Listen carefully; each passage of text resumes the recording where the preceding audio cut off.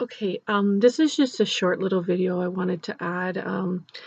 It's kind of it's a time that I was working with about four teenagers that were all going to die, and so we were doing illness support.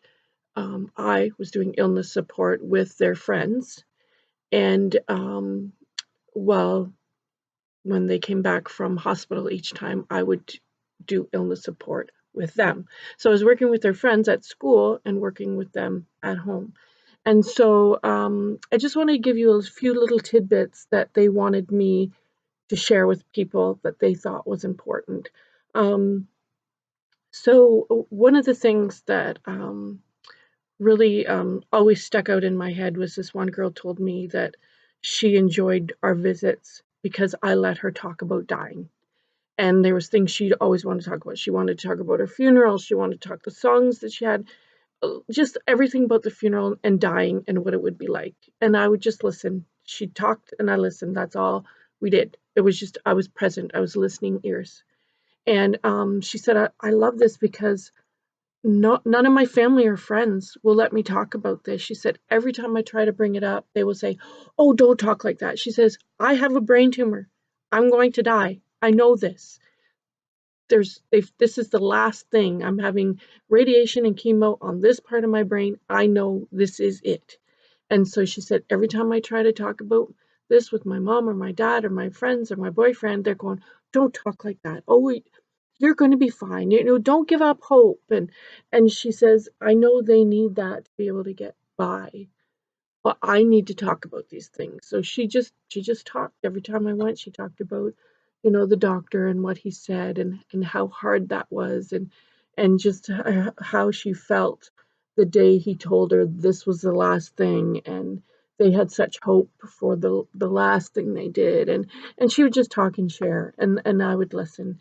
And often she would talk about her funeral and how she wanted it to be unique, and she wanted, a certain song, or she wanted everybody to wear a Toronto Maple Leafs jersey.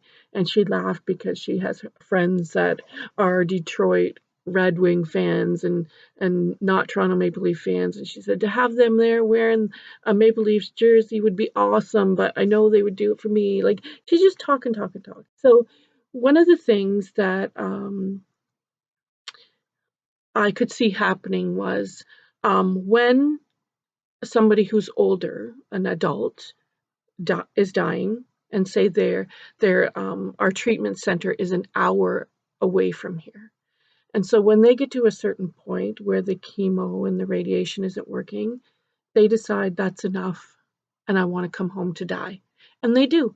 So they come back to their home where all their family and friends are and all their support, and they're able to die a peaceful death.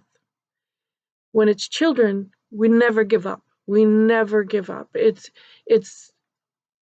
because we don't want to lose them. We never give up. So lots of times the child is an hour or an hour and a half or 2 hours away from home, 2 hours away from their friends, their support system.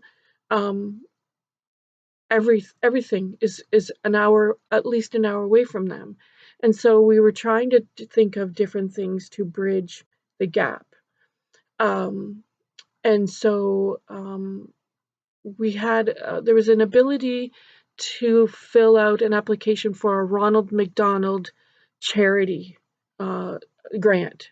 And so I filled that out and I explained kind of what I wanted, and I wanted something to bridge the gap between home, where the support system is for that child, and the hospital or the treatment center they're in. So I asked for laptops, video cameras, um, just all these things that could bring the teenager or the child with their friends. And that way we had the video camera at the friends meeting, and they would make videos for her, goofy things, little things to make her laugh. And then we would take the video camera to her, or we would send it by email to the laptop, and she could watch them, or she could talk back and forth on the laptop. Like, it was just back then when we were doing this, everybody didn't have a cell phone. There wasn't that ability, and so we asked for. I'm trying to think what else we asked for.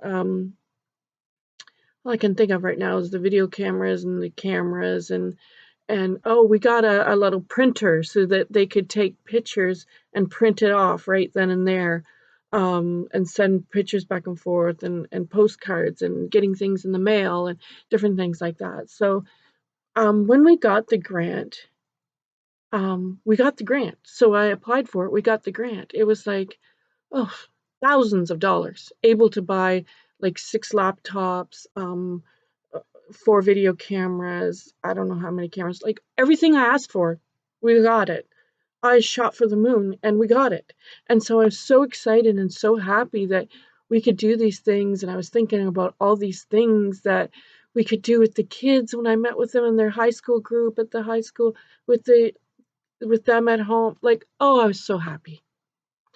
So I went to see one of my girls. She was 15 and she was dying. And I said, "Oh my gosh, I got something to tell you. We got the grant and I got all these things coming."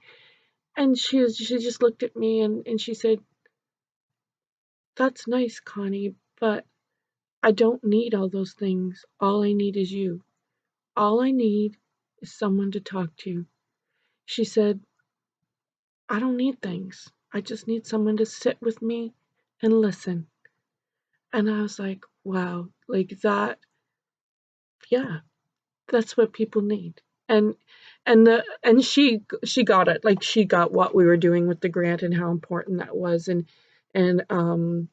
like she said, it's great because now she can talk to her friends that she can't be with. Like, she's stuck in a hospital bed for weeks at a time, and sometimes when they come home, they can't be around their friends for infection reasons and things like that. So she was very thankful to get the laptop and very thankful to send pictures back and forth. But to put it in perspective, if you know a child, a teenager, an adult that is dying, what they need is you to sit and listen.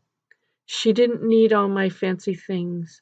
She needed me to come once a week for an hour and listen to what she has to say. Listen to her about having chemo and this being it, and she may die, and what it's like to die, and what she wants when she dies, and who she wants there when she dies. That's the important thing. So I was super thankful and super excited to be able to get the Ronald McDonald Grant, but she was able to remind me what people need. They need someone to listen, and that is a gift beyond any money can give. So that young girl, she died with all the people that she loved around her. Everybody that came to the funeral wore a Toronto Maple Leafs jersey. She played the songs that she wanted, and it was actually beautiful. It was she was a beautiful girl, and it was a beautiful funeral, and she died in a beautiful way. But she taught me a lesson, that the importance of presence with someone. And I just hope you remember that. And sometimes when the kids tell me things, they'll say, "You make sure you tell people this so that the next person, will benefit from what I've gone through." And so that was really important for her to share.